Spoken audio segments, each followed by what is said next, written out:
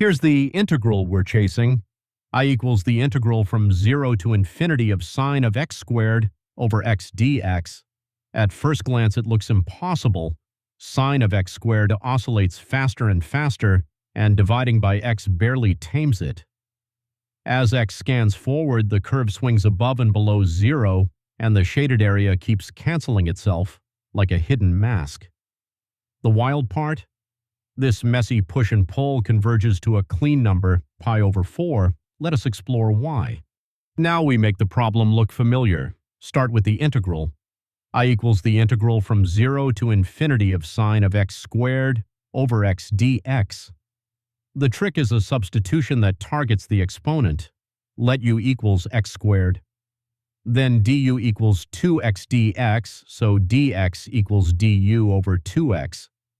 First, replace x squared with u inside the sign, so it becomes I equals the integral from 0 to infinity of sine of u over x dx. Now swap in dx equals du over 2x.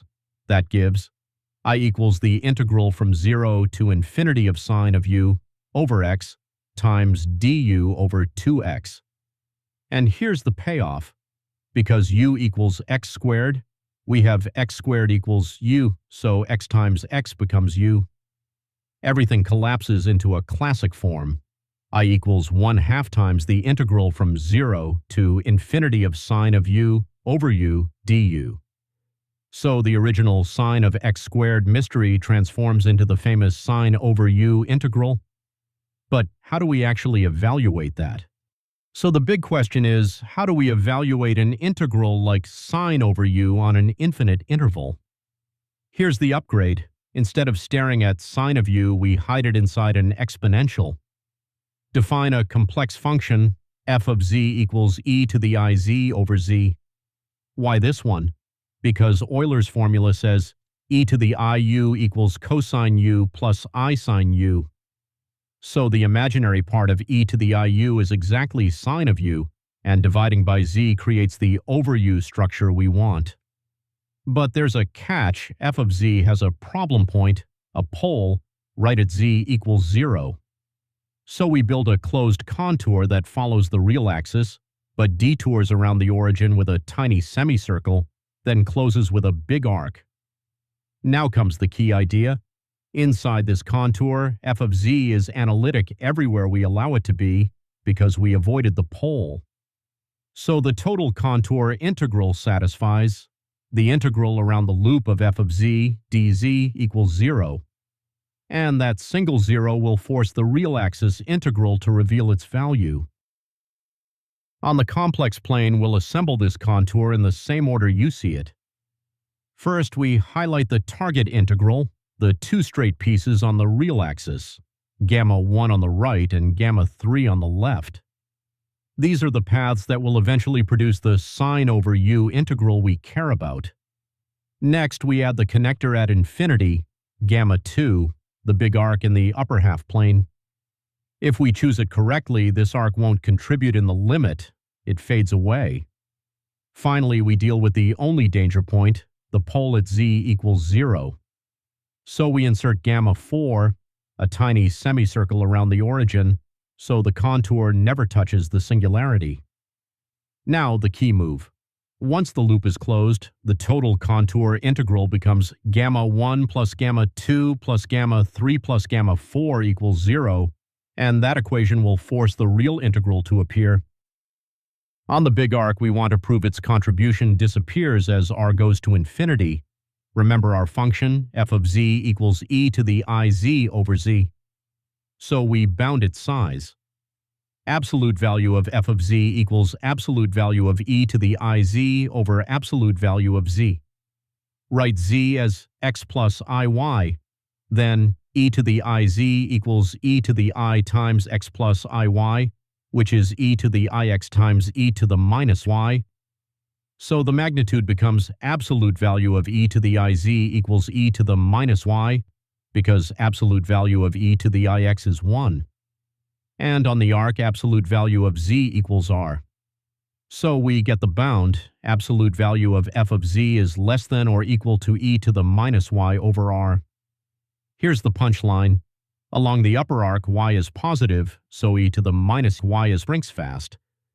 And we're also dividing by r, which grows without bound. So the integrand gets crushed, and the whole arc contributes nothing in the limit. The integral over the big arc goes to 0 as r goes to infinity. Now we handle the tiny detour around the pole at the origin, the small arc, c epsilon.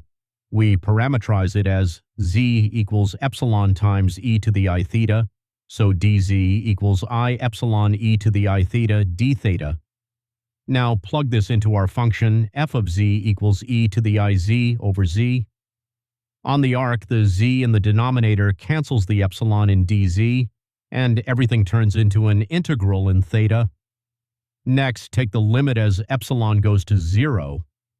The exponential becomes e to the I epsilon e to the I theta, which goes to 1 because the exponent goes to 0. So the integrand approaches simply id theta up to the direction we travel. And in our contour, this little arc goes clockwise from theta equals pi down to 0, so it contributes a minus sign. That's why the small arc does not vanish. It gives a clean constant, the integral over c epsilon of f of z, dz equals minus I pi. Now we put everything together. Our loop has 4 pieces, 2 straight paths on the real axis, the big arc with radius r, and the tiny arc around 0 with radius epsilon. Since we avoid the pole at z equals 0, the function is analytic on the region we use, so the total contour integral is 0, gamma 1 plus gamma 2 plus gamma 3 plus gamma 4 equals 0. Now use what we proved. As r goes to infinity, the big arc goes to 0. As epsilon goes to 0, the small arc tends to minus I pi. So we get the integral from minus infinity to infinity of e to the ix over x dx minus I pi equals 0. Therefore, the integral from minus infinity to infinity of e to the ix over x dx equals I pi. Finally, take the imaginary part. Imaginary part of e to the ix is sine x, so the integral from 0 to infinity of sine x over x dx equals pi over 2. We started with a strange-looking integral, the integral from 0 to infinity of sine of x squared over x dx. Then one substitution changes everything. Let u equal x squared, and the problem becomes 1/2 times the Dirichlet integral, the integral from 0 to infinity of sine u over u du. From there, complex analysis does the heavy lifting, using a contour that avoids the pole and showing which arc terms vanish. And the final result is surprisingly clean, the integral from 0 to infinity of sine of x squared over x dx equals pi over 4. That's the whole journey in one line. Thanks for watching.